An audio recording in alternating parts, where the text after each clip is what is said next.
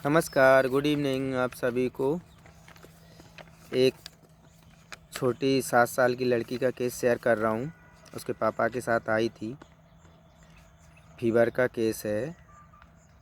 आके बैठ गई और मैंने पूछा क्या परेशानी हो रही है, तो फीवर आ रहा है, बुखार आ रहा है, और चुपचाप बैठ गई। कुछ नहीं बताया।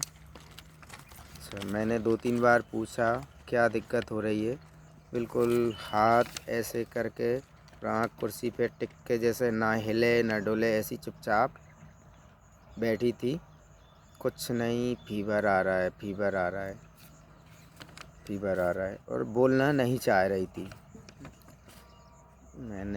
मुझे लगा फीवर चेक किया, 102 से कुछ ऊपर था और पेशेंट बिल्कुल चुपचाप बैठी हुई थी, कुछ नहीं बता रही थी। और बार पूछने पर भी टंग देखी, मुंह ड्राई था, वाइट कोटेड टंग थी, ड्राइनेस थी। अब मुझे बहुत टाइम लग गया मेडिसिन समझने में। मैं देख रहा था कुछ बता नहीं रही, फीवर इतना है क्यों नहीं बता रही, और बैठी हुई थी चुपचाप। तो मैंने रिपोर्ट देखी, रूब्रिक बनाए, delirium quite, disturb averse to being, home desire to go. हाँ, एक चीज़ बोल रही थी, पापा घर चलो, घर चलो।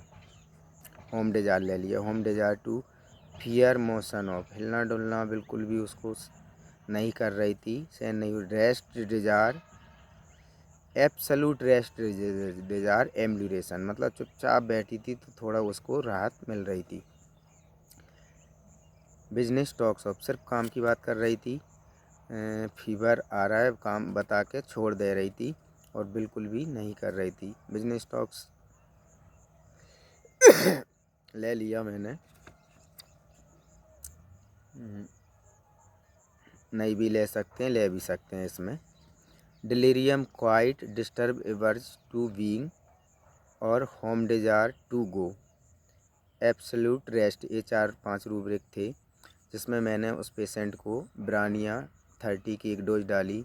फीवर उसका 3-4 मिनट में ही उतर गया, जबकि मुझे कम से कम शायद 15-20 मिनट उसको समझने में लग गए कि ये किस मेडिसिन की पेशेंट है, जबकि ये बहुत सिंपल था, इतना टाइम लगना नहीं था पर लग गया।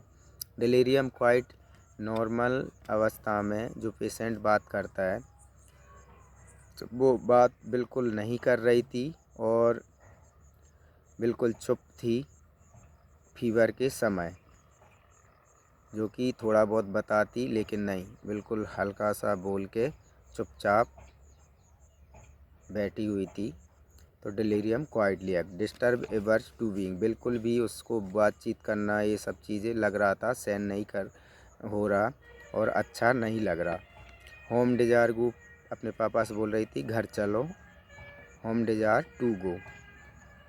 रेस्ट एब्सोल्यूट, बिल्कुल चुपचाप ऐसी बैठी हुई थी। एक ब्रानिया का पेशेंट की एक ख़ास मॉडलिटीज़ है जिसमें पेशेंट मॉडलिटीज़ से भी बहुत सारे पेशेंट की मेडिसिन ब्रानिया तक पहुंचा जा सकता है। उसमें रहता है मोशन एग्रावेशन, लीस्ट एक्जर्सेशन एग्रावेशन और एब्सोल्यूट रेस्ट एम्बुलेशन, मतलब पेशेंट बिल्कुल भी हिलना डुलना और कुछ भी नहीं चाहता बीमारी के समय, और थोड़ा बहुत भी हिलता डुलता है तो उसकी परेशानी बढ़ती है। तो इस लड़की के साथ भी यही हो रहा था।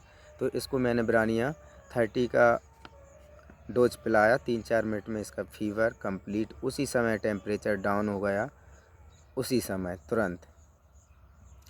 ब्रानिया मेडिसिन एकदम सिमलिमम थी। सिमलिमम मेडिसिन के बाद पेशेंट की जो बीमारी इसी तरीक़ा से रिकवरी देखने को मिलती है। पेशेंट इसी तरीक़ा से ठीक होता है, और सिमलिमम नहीं मिलती तो फिर कुछ भी करते रहो, पोटेंसी बढ़ाते रहो, या जो भी है। हालांकि ये कहना मेरा सही नहीं है, पोटेंसी का भी विशेष महत्व है।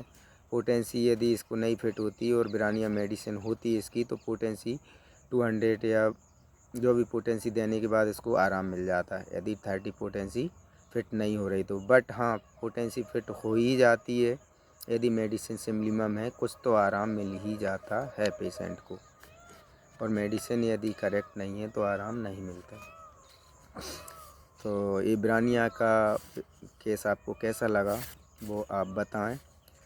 थैंक यू, धन्यवाद। अच्छा लगे तो शेयर करें, केस को सब्सक्राइब करें, चैनल को कमेंट्स करें। नमस्कार। छोटा सा केस था ये, मुझे लगा इसको शेयर करना चाहिए।